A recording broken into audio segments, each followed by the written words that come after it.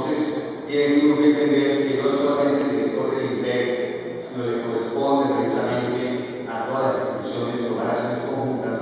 que nos permitan trazar una política pública para fortalecer las debilidades que presenta el sistema. Y es que encontramos llamado de atención, por ejemplo, la Corte Interamericana de Derechos Humanos, donde precisamente alerta al gobierno colombiano a tomar medidas, que exhorta al Congreso, exhorta a las organizaciones, exhorta al Ministerio Público, que tomemos todas acciones para la corrección de una otra forma de los hechos que generan la vulneración de los derechos fundamentales. Y cuando el general, que ahora que nos cuente aquí, nos contaba lo que pasa hoy, por ejemplo, en establecimientos como la Modelo de Bucaramanga, por ejemplo, que ha sido la que más de una u otra forma se está mostrando como un tremendo hacinamiento del lío, la Picota o el Buen Pastor o la Modelo aquí en Bogotá. Pues decimos, bueno, ¿qué debe hacer la Comisión de Derechos Humanos para poder entre todos corregir, reitero, las debilidades que presenta el sistema? Por eso hemos estado acompañando al señor general en la defensa de los derechos fundamentales de la población interna. A través de la comisión hemos recibido muchas solicitudes donde la gente siente que en algunos casos se le vulneran sus derechos fundamentales, y acudimos al general, acudimos a su oficina para hacer un seguimiento. Con él estamos visitando las cárceles. El general ha prestado la mayor colaboración para visitar todos los establecimientos carcelarios de Colombia y hacer el seguimiento, verificación de lo que está pasando allí. Es así como unos días pasados nos acompañó el Consejo Superior de la Judicatura, el presidente y su presidente de la sala disciplinaria y de la sala administrativa, únicamente Comisión de Jueces de Ejecución de Penas, a quienes también habla la bienvenida esta mañana,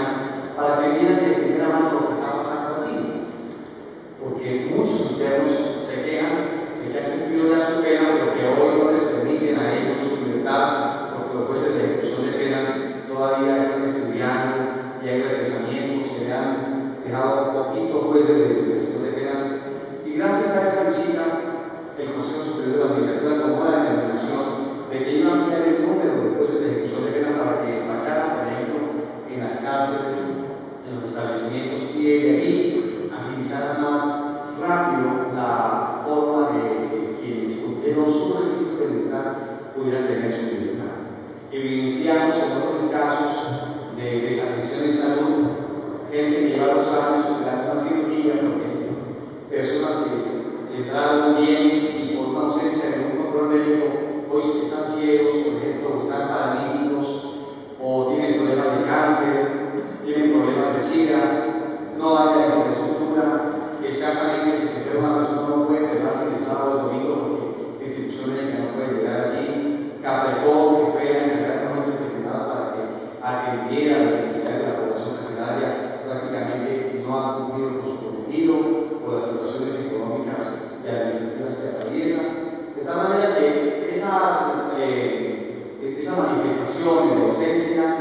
de las entidades de salud dentro de los establecimientos están funcionando mal en mayores,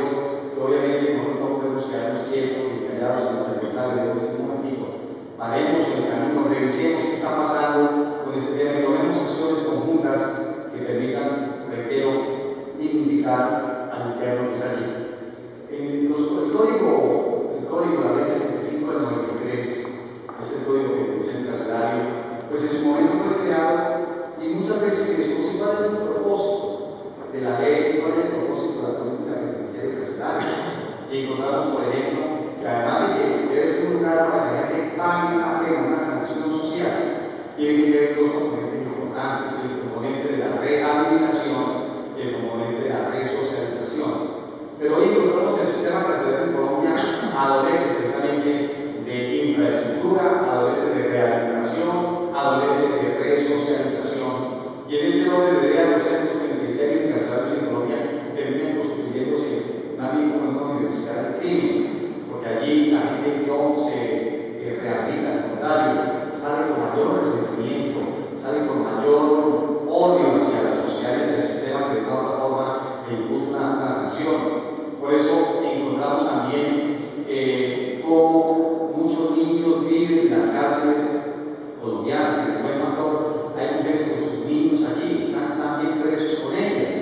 en la medida en que pues, no pueden separarse de su mamá. Pero encontramos también que ineficiencia enorme, porque el bienestar familiar tiene poquitos cupos. Por ejemplo, la casa del buen pastor tiene alrededor como de 60 cupos, y hay más niños que están solicitando la protección del bienestar familiar, porque una mamá con un hijo en la cárcel, pues es muy difícil que uno le pueda, o que ella le pueda brindar condiciones de vida si el bienestar o las instituciones del Estado llegan a acompañar ese proceso. Cuando los niños cumplen los 3 años tienen que salir del establecimiento. La enorme preocupación de las madres que hago con mi hijo afuera, aquí es el entrego cuando son madres cabeza de familia. Esa preocupación, por supuesto, tiene que permitirnos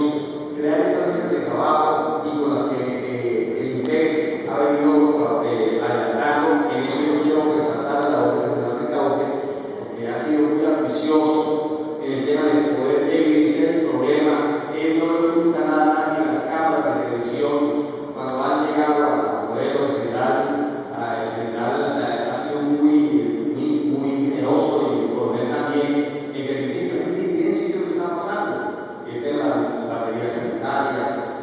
una cantidad de circunstancias que ameritan que realicemos este tipo de meses. Esto no es un foro cultural, esto es un taller que nos permita articular esfuerzos para entre todos trabajar en la misma línea de mejorar las condiciones de quienes están allí hoy privados de su libertad. El tema de la rehabilitación, el tema de la resocialización, el tema de la capacitación, que es muy importante, porque la verdad que es un privilegio para pocos que la gente pueda educarse en los establecimientos carcelarios. Una gran debilidad es porque no todo el mundo puede trabajar para rebajar pena, no todo el mundo puede estudiar para rebajar pena. En ese sentido, pues hay que crear las instituciones del Estado y las instituciones privadas que mantienen permanentemente el trabajo en la educación, para que también ayuden a formar a las personas para que cuando salgan de esos centros de reclusión, pues salgan siendo productivas, se puedan reencontrar con sus familias y con la sociedad como un instrumento de desarrollo, una persona que pueda ayudar a construir el modelo de prosperidad que todos queremos y más contrario. Se han querido presentar varios proyectos de ley. El ministro presentó un proyecto de ley que modifica el código penitenciario. Nosotros presentamos también un proyecto que modifica el código penitenciario y carcelario, una propuesta que hacemos, que recogimos información del Ministerio del Interior, que habían trabajado con otras instituciones. Recogimos información de un documento público que fue en un momento determinado presentado a consideración del INPEC, la Guardia. Cogimos toda esa información, la copiamos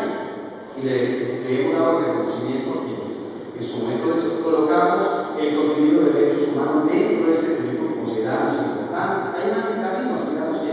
el Congreso estudie las iniciativas, modifique y lo ponga, porque en esencia creo que se hace necesario